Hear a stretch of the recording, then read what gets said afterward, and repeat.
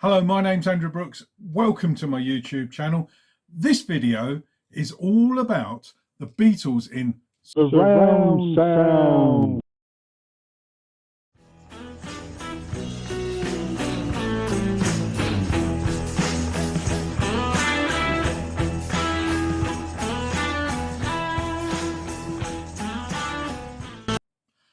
Hello, and thank you once again for joining me on my YouTube channel. Before we start, I'd just like to say a big thank you. All those people who have put some remarks and comments from the last video. As I say, I do read every single one, and I do respond if I think anything needs a response to it. So if you've got a question that needs answering, I certainly do try and answer it. Just to let you know, if any of you are new to this video, please subscribe, give us thumbs up and all of the usual stuff. Subscribing is totally free. All you need to do is just click this button down in this corner here, and you will then hear of any new videos of mine that do come out. Before we get into the surround sound aspect of the video, let's just rewind a little bit and go back into history.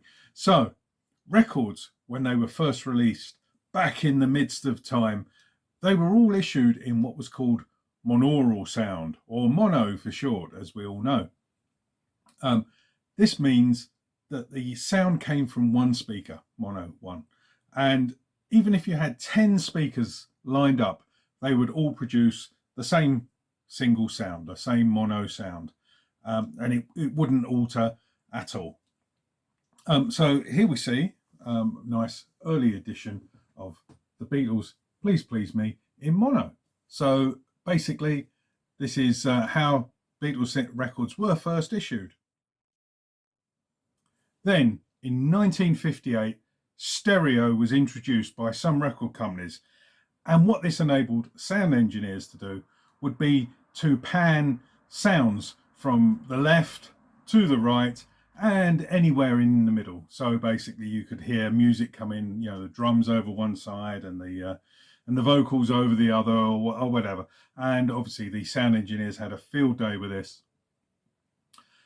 However, to appreciate this massive leap in technology, you needed new equipment, an extra speaker, for instance, a special stylus, because some styluses were mono. Also, you needed an amplifier that actually was able to split the sound into a left and right. So your little dance set and your radiogram that you had sitting in the corner there would be unable to reproduce this stereo sound. So you needed a new amplifier, and I'm guessing this is the main reason why mono recordings continued for many years after the advent of stereo. People didn't want to upgrade their equipment, and so they issued stereo and mono side by side. Record companies still made them, and people still bought them. And quite often the mono was not just like a folded down version of the stereo where the left hand and the right hand just folded down on top of one another. There are numerous examples, especially in the Beatles catalogue, of completely different mixes for the same album. There are some really notable examples of Sgt. Pepper. There's the differences in the mono and the stereo mixes is incredible. Revolver's another one. The White Album is just totally you play one against the other and you will hear real differences in the songs and the little links in between the two. So if you haven't actually been able to play, if you haven't got like a mono copy of Sgt. Pepper, or you've got a stereo one or vice versa, get the other one, because you will really notice the difference. I've got a couple of examples here of some nice early stereo albums there. As you can see, it says stereo up there. Nice first edition of Help. Unfortunately, it's got some writing on the back. I can't even read what it says. It's Someone and Peter in Wales, and it says 1965 on the back. But anyway, that's digressing from the purpose of the video. Obviously, In America, they were still advancing, the same as us. And yeah, in these fantastic albums, Yesterday and Today, yes, it is a butcher cover underneath. You probably can't see it, but yes, it is one. But look at this across the top. New, improved, full dimension stereo. Yeah, I don't know how you can improve on a stereo from a left and a right, but there you go. So, but yeah, anything to sell a record, I guess. So towards the end of the 1960s, sort of mono records were being phased out. Sure, there are examples in the 70s of mono, especially specific mono releases, such as McCartney's Ram, that was issued very limited copies of Ram in mono. I don't have an original one. If anyone would like to donate one, I'm always willing to accept. However, 1971, and there's another innovation.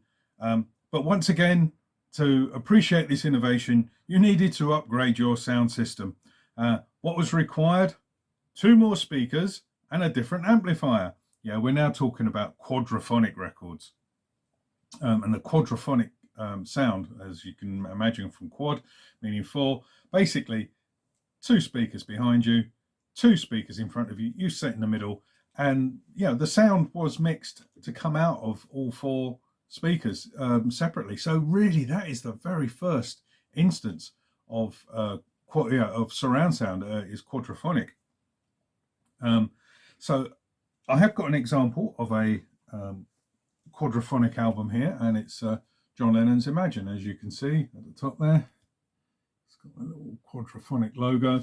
It's exactly the same as the normal released album, except for it is mixed in surround sound. So I'm surprised that this hasn't come out as like a CD of the surround sound quadraphonic mix. But so they were issuing these records. I've got another one of Bridge Over Troubled Water by Simon and Garfunkel, also in quadraphonic. I don't have any way of playing quadraphonic records. However, they do play on normal record players, so stereo, and it plays fine. You can't really tell any difference whatsoever. Then in the mid-70s, 1976, 5.1 surround sound was introduced to cinemas, giving a brand new sort of sound to movies, and the audience getting fully immersed in the movie. But this still didn't happen at home. The advent of home cinema setups came in the shape of video cassette recorders, VCRs as we used to call them, but they were still only stuck with stereo releases. So here's I know it's not from the 70s. The film is, but this particular VHS isn't. So this is the John Lennon Imagine the film out on VHS. For those of you who have never seen a VHS, I'll open it up and take it out. There you go. That's the cassette we used to put in. It's just like a very large audio cassette. Comes in these very big, robust boxes, and they used to take up an awful lot of room. So as we can see, this is John Lennon Imagine the film out on VHS. And as you can see in the bottom corner there, if I can get it in focus, it does say stereo, hi-fi stereo, digitally remastered. So for us at home, if you had a stereo VHS player, hook it up to your stereo record player amplifier, you could enjoy Imagine the film in glorious stereo. Then in 1978, a company called Pioneer introduced Laserdisc. This technology was based on sort of like the workings of CDs, which still hadn't come out. They weren't due out for another 4 years, but they used the same technology. Now, Laserdiscs gave the ability of 5.1 surround sound at home, basically because they could put so much information on these very large discs, and I'll show you one in a minute or two. So people could enjoy a cinema type sound in your own home. So here we have, oh, it's very heavy, the fabulous anthology box set of Laserdiscs. As you can see, it's a chunky old beast. contains 8 laser discs inside, and I'll open it up for you and show you the laser disc. And they all come in fabulous glossy sleeves. It's almost like a 12-inch record, and you imagine a box set of anthology vinyl. So there we are. So this is anthology number 8. So this was the last one in the set, as you can see, and it does just look like a very large, well, it looks like an LP. There we go, there's the Apple logo. And interestingly, these were double-sided as well. So you had the A side, and then halfway through, if you didn't manually do it, your machine would flip it over. So that's a Laserdisc. Unfortunately, I no longer have a Laserdisc player. They were very big and very noisy. Well, certainly my one that I did have at the time. However, the Laserdiscs themselves are quite collectible, and as I say, they do come. Certainly, the anthology ones do come in this lovely sort of big box. So as I say, the anthology, by the way, came out at the same time as the VHS tapes of anthology. So they were both released together. It was another 7 years until we got a DVD of anthology. As I say, the Laserdiscs did use CD technology later to sort of, I guess, DVDs incorporated it, but were able to shrink the discs. So we know how stereo is set up. Basically, you've got a left and a right, and you sit in the middle. We understand how quadraphonic works. You've got 2 speakers behind, 2 speakers in the front, and you sit in the middle, and you're immersed in the sound. What is 5.1 and how does it work? So basically 5.1 comes in the form of sort of like either Dolby Digital AC3 or just DTS. Your home cinema, you normally have a couple of speakers behind you, a couple of speakers in front of you. Sound familiar? But also there would be a center sort of speaker where you would put underneath your screen, and usually you'd either hide behind the sofa or the TV sort of cabinet console. You would have a subwoofer, big subwoofer for the bass. Usually, and I say usually, TV programs put the speech in the middle, and then ambient sounds all around. So if you're watching, I don't know, a soap opera, you'll get a lot of the speech out the middle. However, obviously, if someone's talking sort of off camera to the left, they'll, out of one of the speakers on the left-hand side, it will sound, as if someone's talking, or if a phone rings or the doorbell rings sort of behind you, it does catch a few people out.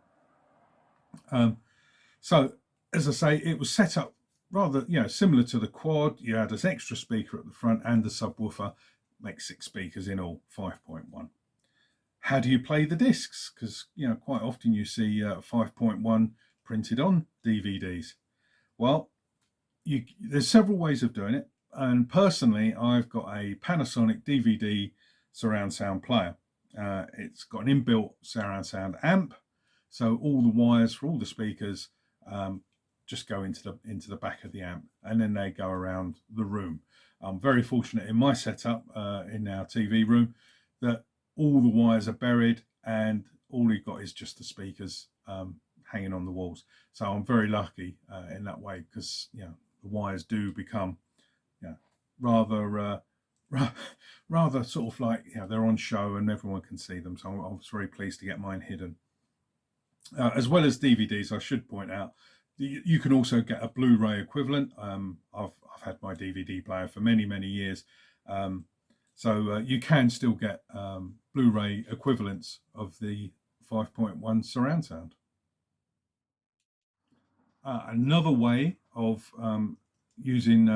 getting your 5.1 surround is by using a separate amplifier.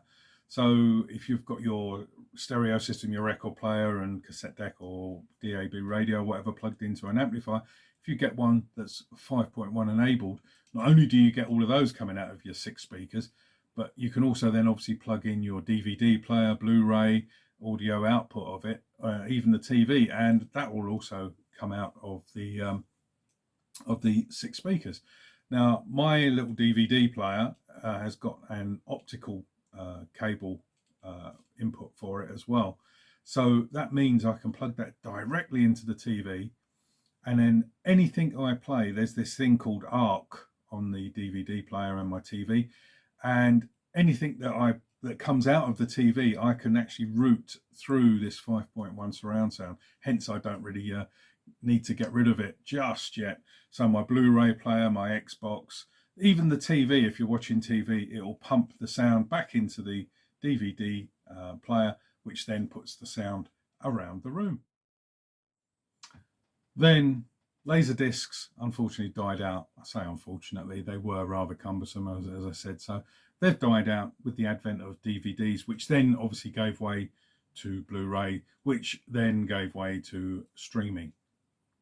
However, 7.1 systems then came out, which added another 2 speakers to the mix. I don't really know where you put them. I'm guessing you had 2 behind you, 2 in front of you, and 2 sort of in the middle of them. I don't really understand why you would want that, because they can mix the 4 speakers. I don't really understand where the 7.1 comes into it. However, it did. I don't think it survived very long. Then in 2012, Dolby launched something called Atmos. Now, most people associate Atmos with Apple, the computer company. However, it is Dolby. It's not really an Apple invention. And I have to confess, this is an area of the sound that I haven't explored. I haven't experienced it. I've got no way of playing Atmos. From what I understand, if you have Atmos to play, I believe it's on like Google Music and things like that. I don't have Google Music, but if you have a smart TV such as me, if you haven't got Atmos soundbar to play it, it will sort of convert it into 5.1 surround sound. I haven't tried that, so I can't confirm whether that's true or not. I'd like to give it a go sometime. Who knows? Maybe I might invest in a Atmos soundbar. Basically, I had to do a little bit of reading up, and it obviously new technology. You need new equipment. Now, from what I gather, the Atmos, all you need is a sound bar, and it actually does away with the speakers from a surround sound system. And these speakers fire the sound around the room, sort of like metadata on sort of photographs, where they can pinpoint where the photo was taken. These sounds have like metadata in them, and the speakers fire it to the precise point. It all sounds very science fiction to me. As I say, I've never experienced it. I'd like to. I might have to nip down to Richer Sounds and ask for a demonstration. However, bit of research. Dolby says sounds are no longer limited to their respective channels. Think of each sound as a floating orb in space. Now, as I said, this does require new equipment, such as sort of like an audio visual receiver or a sound bar.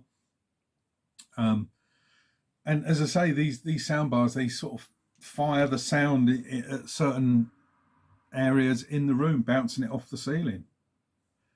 Science fiction magic. So we've looked at the history of surround sound, but what is actually available Beatles-wise in surround sound?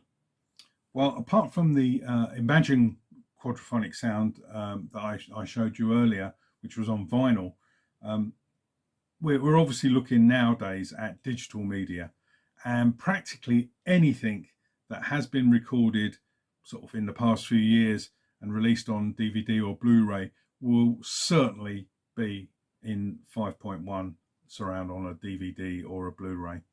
Certainly the sort of recent anniversary issues of Abbey Road and the White Album, Let It Be, Sgt. Pepper, they've all come with a DVD or Blu-ray surround sound disc, and it's included in the CD box set. And I have to say, for me, that was probably one of the most disappointing things about the Revolver reissue box set. I still haven't bought the box set. The vinyl is still way too expensive for me. If there was a 5.1 or Atmos disc included in the CD package, I might have bought the CD package, but there was no 5.1 surround sound disc in there or Atmos disc, and I'm like, I don't really want to buy the box set without it.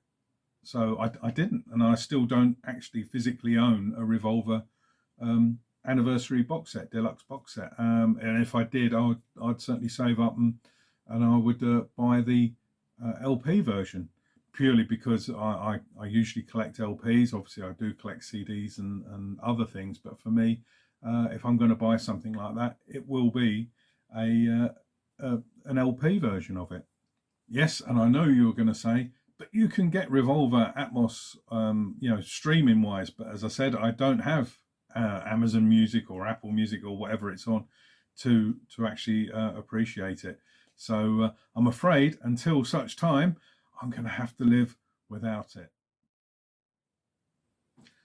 So let's get down to the crux of it.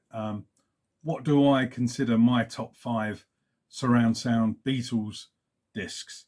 I have to say, I'm going to be really negative now about the McCartney archive sets. Love the McCartney archive sets, but why was there no DVD, Blu-ray, whatever in these box sets with a surround sound mix of the album? For me, they're missing a treat, and I can't wait if they bring out a Back to the Egg box set, especially if it's got the video album with or surround sound mixes on it. It will be awesome. Anyway, enough of the negativity. Let's get down to my top 5 surround sound Beatles discs. In at number 5, it's probably gonna be a little bit of a surprise to you all, but it's this little baby. It's the Beatles' Yellow Submarine. It came out, oh gosh, probably about 20 years ago, if not more, probably late 90s, I think.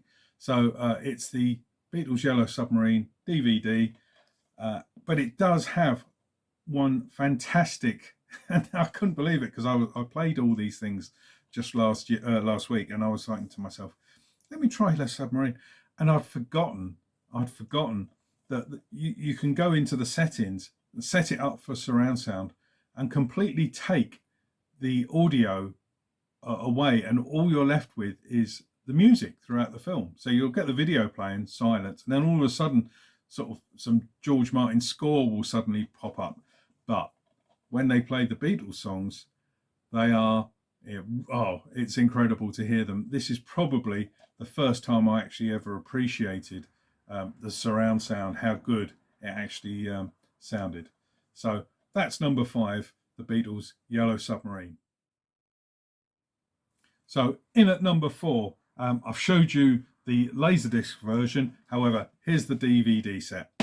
I will say this desperately needs upgraded videos. You can clean up videos it's incredible when you see some of the cleaned up videos on YouTube. And unfortunately, this really could do with an upgrade in the videos. However, saying that, I really enjoyed listening to some of the sound, especially the latter stuff. Really sort of brought out the Beatles music in surround sound. I can highly recommend this if you haven't already seen the film. Where have you been? But I can highly recommend this for the surround sound mixes. As I say, does need a revamp. Maybe with a new Beatles song. Wink, wink. In at number 3, we have the Beatles' Love. Now this, wow, what can I say about this? I've seen the show. The show is terrific. If you haven't seen it, go and see. If you're ever in Vegas, go and see it. It blew my mind.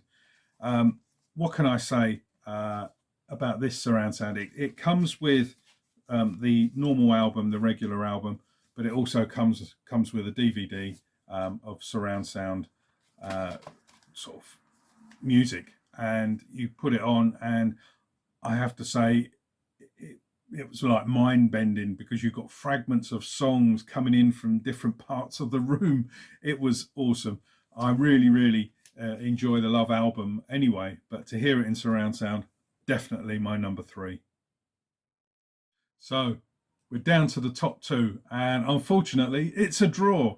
So my joint first place has to be this. Now, this is the McCartney Years DVD set. If you have not seen this, you are missing a treat. For years, Beatles fans were badgering, I know personally, John Heaton, I'm talking about you, was badgering McCartney at any live event that they could get to. Bring out the videos, Paul. Where's the videos? And I don't know if you listened to John Heaton, but McCartney did eventually release the promo film clips for practically practically most of his sort of singles up until about probably the early 2000s. It's packed full of video clips. Not only that, you've got some rock show in there, you've got the Unplugged, you've got a bit of Glastonbury from 2004, so it has to be post 2004. You've got a little bit of Live Aid, all in 5.1 surround sound remixes.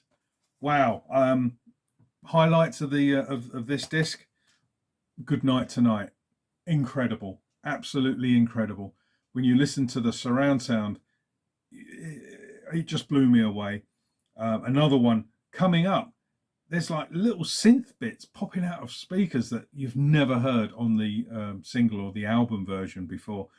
Another great one is Beautiful Night, obviously with Ringo in it as well.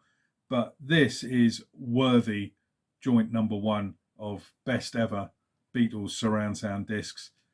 Get it, get it, get it. Even if you haven't got a surround sound system, just get it. Joint first place is a worthy joint first place for the Beatles 1+. Now, if you haven't seen this, it is, just look at this track listing. It has got video clips coming out of your ears. 2 discs worth of video, remixed in surround sound. And if you have never heard the Within You, Without You / Tomorrow Never Knows mix, wow! I watched it the other day with the video playing on a massive screen, and it just sounded absolutely phenomenal. This is what the fans have been asking for many, many years, and it did come out. Fortunately, it came out. Yeah, it's just amazing. If you haven't got it, like the McCartney Years, get it, get it, get it. Even if you haven't got a surround sound system, get it. Okay, a couple more DVDs that I just wanted to sort of mention. These didn't quite make the cut. They should have. They didn't quite make the top 5. My first being Help. I was a little bit disappointed with the sort of the general soundtrack of the film, but the music is in terrific surround sound. So I can heartily recommend that if you can get it. I've got a nice deluxe box set with the DVD in 5.1 surround.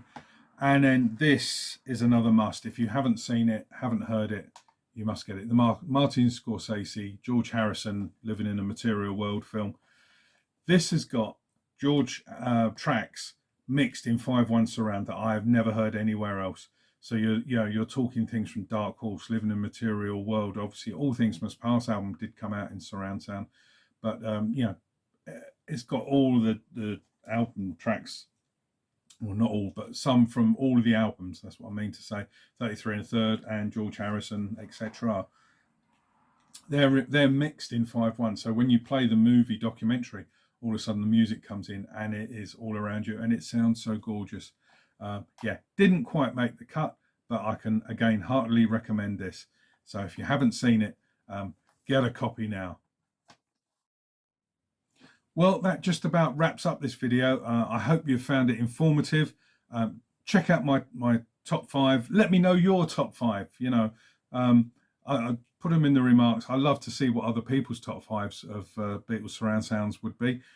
Check out mine if you've got them. Play them. See what you think. See if I'm right or wrong.